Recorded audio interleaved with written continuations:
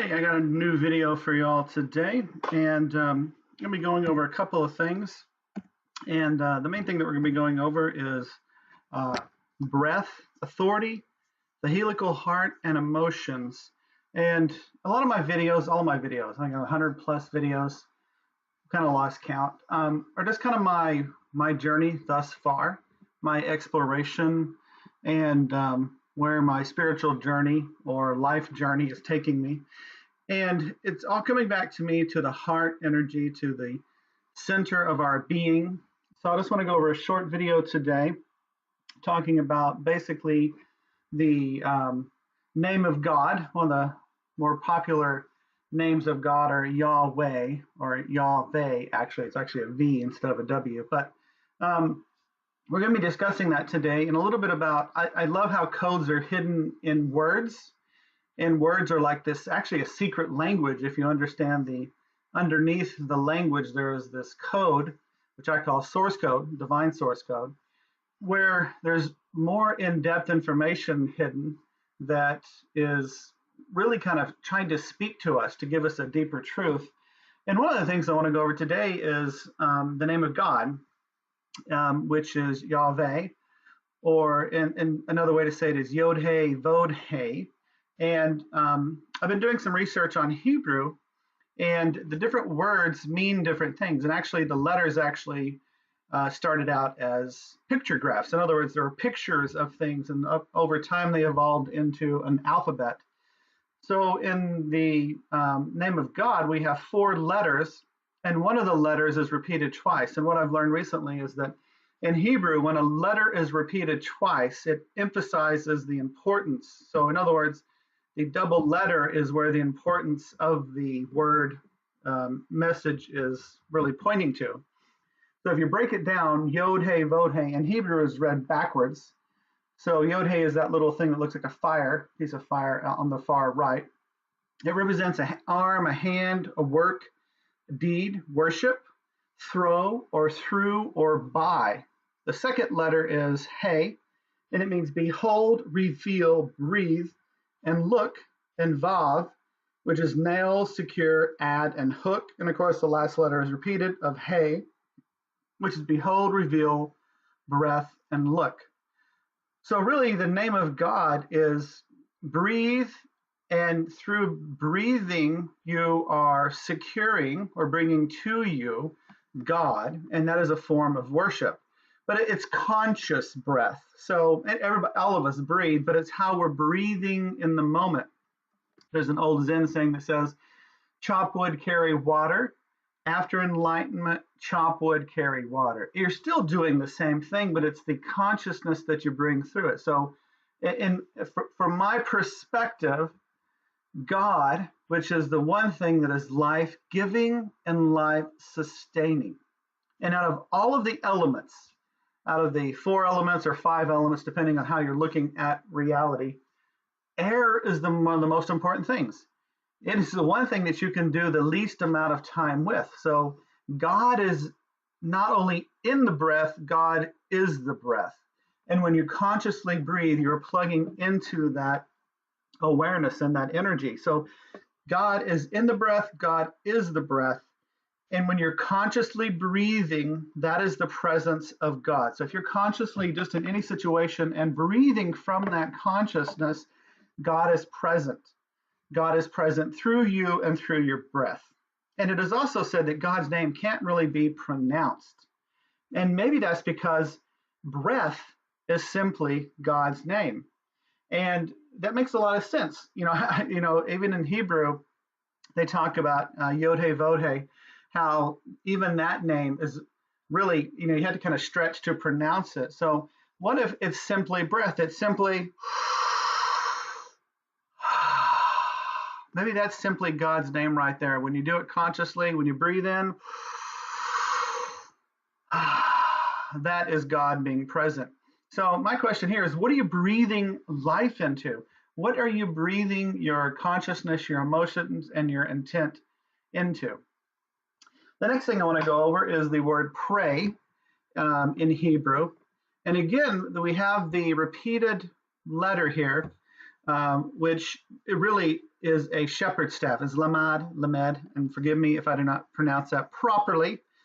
So, and again, Hebrew is read backwards. So pe is the first letter, which is mouth, to speak, to scatter, to blow.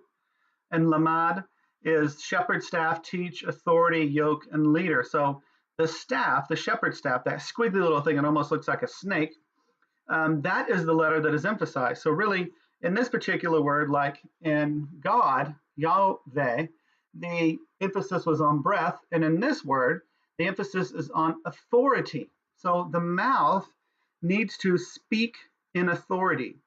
So when we pray, you know, how many times have we been taught, and I was raised Baptist, to basically plead and beg for something instead of speaking with authority and directing your breath and your consciousness toward a specific direction, instead of like pleading to something outside of you to fix it, when you realize that God is coming into you, especially if you blend the last thing I've said about conscious breathing.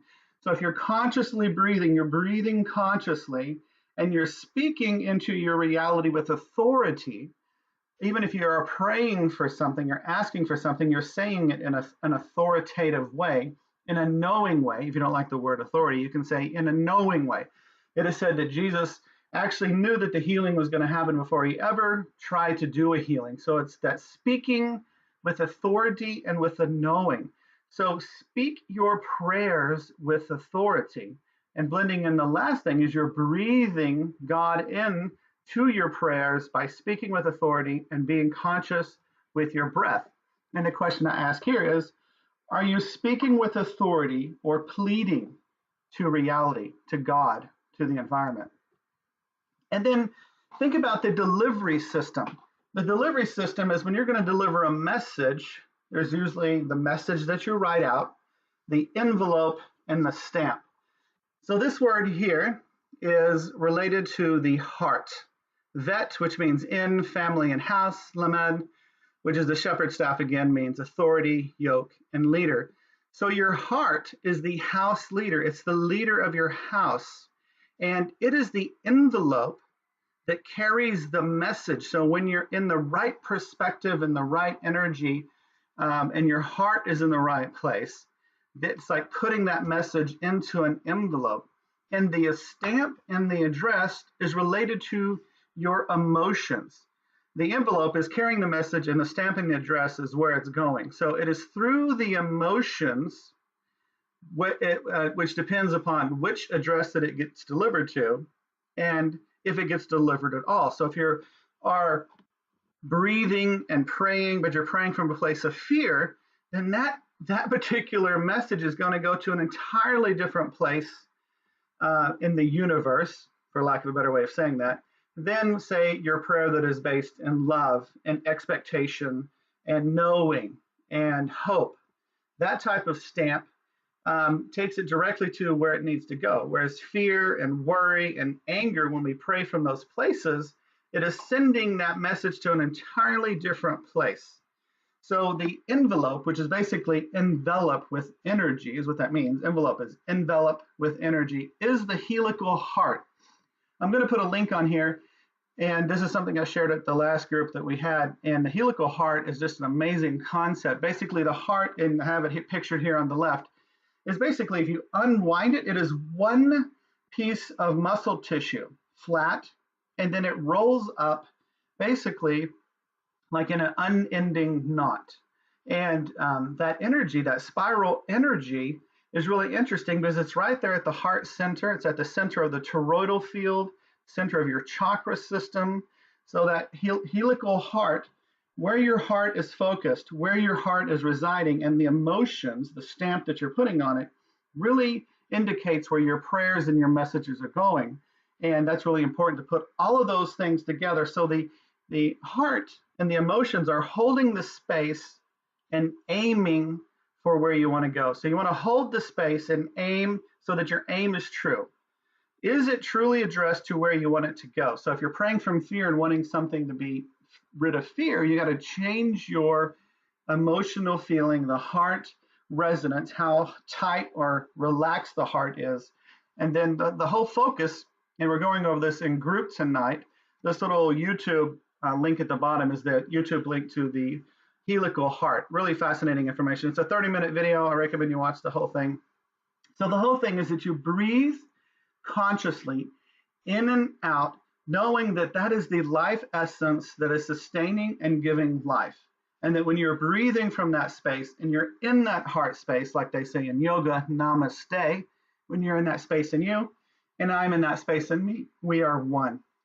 So being focused in that heart space, breathing consciously, focusing there.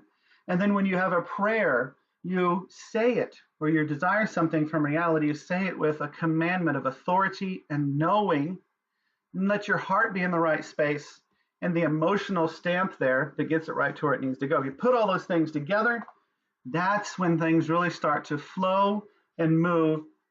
And what's interesting about the heart energy, if you looked at that little video I sent, the helical heart is reminiscent of the worm. You'll have to watch the video. I'm not going to even try to explain that to you right here. And so basically the heart is like a wormhole. That's how we tie into other realities. And here on the right, you see that the toroidal field is spinning, and the heart energy is the center of that. So having your breath in the right place, conscious breath, speaking with authority, not pleading, your heart is focused and your emotions are in alignment, then reality begins to unfold, or you fold time and space, and those things begin to come through you and out of you, whether it's individual or as a group. So tonight we're going to be working on this as a group and folding into our reality things that are involving more light, more understanding, more peace, and more expansion. Namaste to y'all, and I will do another video soon. Peace.